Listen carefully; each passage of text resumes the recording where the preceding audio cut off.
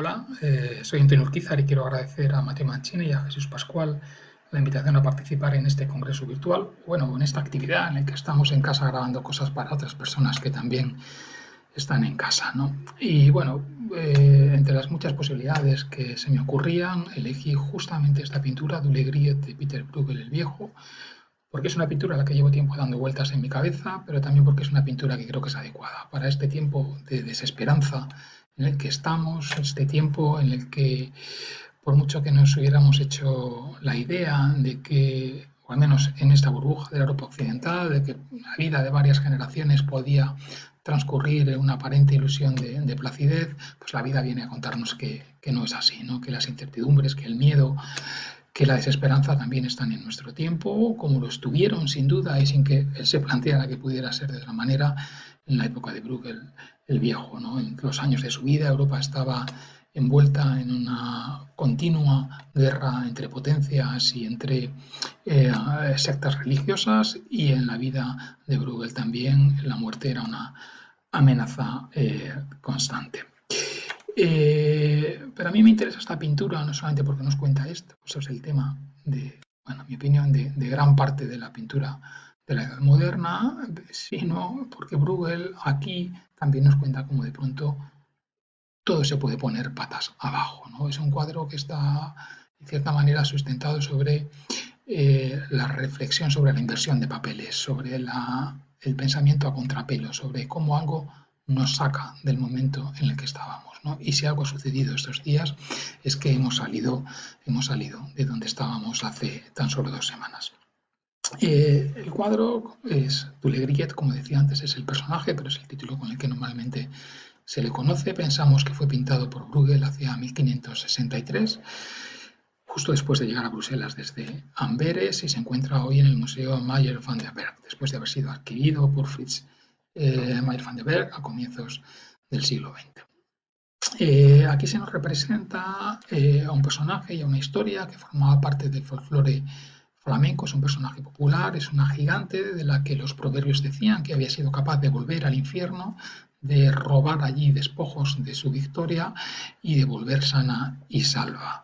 que no era poco. En 1561 hubo unas fiestas con unas justas literarias en Amberes que Bruegel pudo probablemente haber visto, y como parte de los festejos desfiló un cortejo en el que esta gigante participaba. Aquí la vemos reflejando estas historias populares que circulaban, justamente dirigiéndose hacia esa boca del infierno, con la espada en la mano, una coraza, con su traje femenino bajo ella, llevando una cesta también femenina sobre la que se encuentran precisamente los despojos de esa victoria, joyas, un arca, pero también una sartén.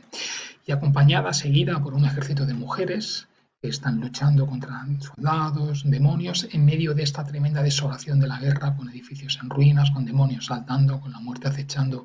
con ciudades y campos en llamas. ¿Qué ocurre aquí? Que un tema que es tradicionalmente masculino, como el del militar, el del trofeo, se nos cuenta con un personaje femenino. El punto de partida de todo esto está el mundo del Bosco, que es un mundo también de cosas puestas al revés, en este detalle de Bruegel en el que están estas figuras demoníacas, fantasmagóricas sobre esta barca y en esta burbuja que nos remite a las pinturas del Bosco. Vemos el profundo conocimiento que Bruegel tenía de la obra de Jerónimos Boscos. De hecho, la primera parte de la carrera de Bruegel se dedicó fundamentalmente a hacer diseños para estampas que en la forma, la manera del Bosco, eran vendidas por Jerónimos Koch, por el impresor, por toda Europa, para responder a esa tremendísima demanda que había de imágenes en la estela del Bosco. En este pez grande come a pez chico de Bruegel vemos cómo esos cuentos populares, esos proverbios se transforman en imágenes que utilizan el lenguaje del Bosco. Bruegel sabía que esto era muy efectivo, por un lado, por una cuestión de mercado, pero por otro porque para determinados temas la imaginería del Bosco, sus formas narrativas eran también muy, muy claras. Sin embargo, hasta cierto punto aquí hay un mundo distinto porque estas figuras están tratadas con una humanidad, con una conciencia de su pertenencia al mundo en el que estamos, de que son iguales a nosotros, que tienen sentimientos parecidos a los nuestros, esa imagen, ese rostro de Margarita la Loca, que es el nombre en castellano de Dulegriet, en el que la vemos entre el cansancio del esfuerzo, la locura de la guerra y también la desesperanza, es algo que tiene una comunicación y una conexión con nosotros, que es distinta, en mi opinión, de la que encontramos en la obra de Lo Bosco. Es interesante también que la vemos llevando el cesto, como decíamos antes, con este trofeo, en esa inversión de papeles en la que nos aparece con esas ropas de mujer sobre las que está la coraza, sobre las que está el casco, en el cesto, en el que están estas joyas, en el que está el arca, en el que está la sartén. La historia interesa, entre otras cosas, porque tiene esta inversión de papeles, porque de pronto está una mujer haciendo un papel de hombre y no son infrecuentes en la pintura de Bruegel precisamente las mujeres con pantalones, ¿no?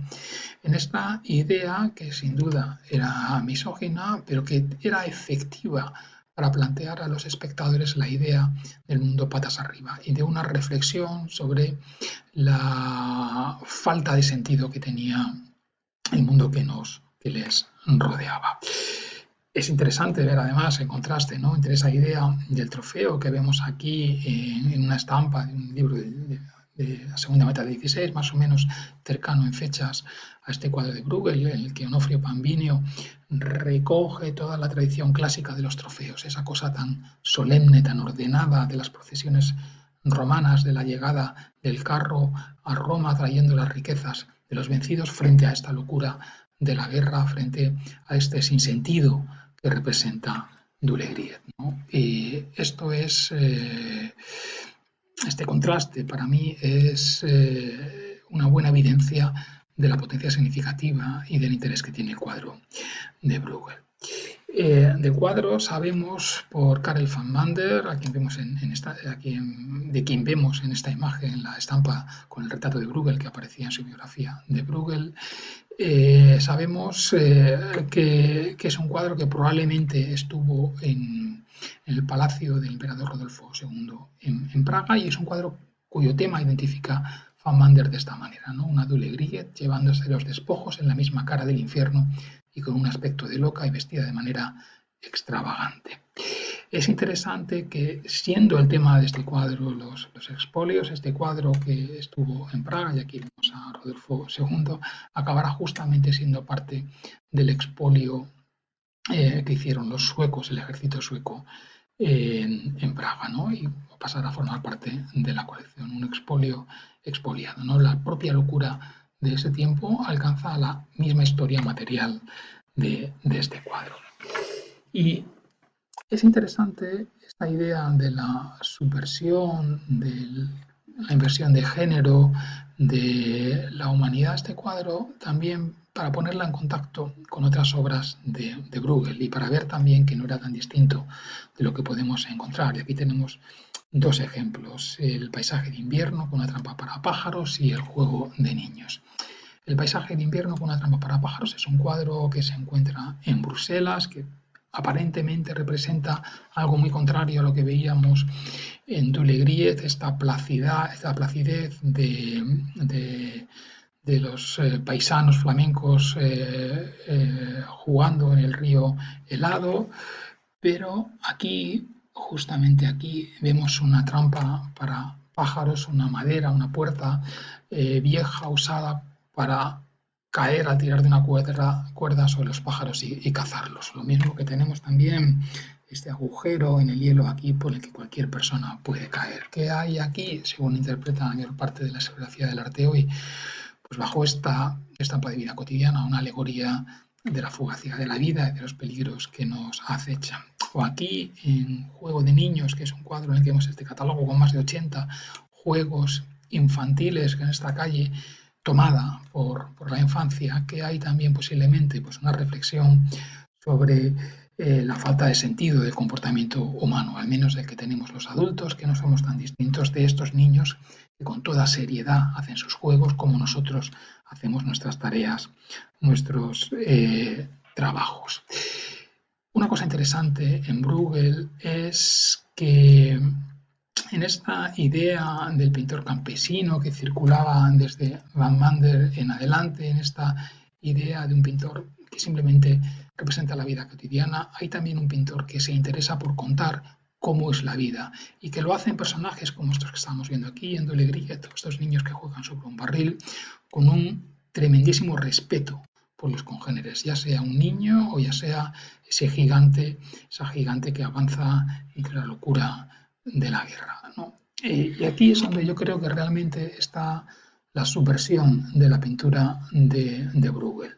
en el respeto con el que trata a las figuras y en el interés que tiene por la humanidad de unos personajes que no habían sido hasta ahora el centro de la pintura, que no habían sido hasta ahora el tema fundamental de lo que preocupaba a los que demandaban imágenes y a los que las producían,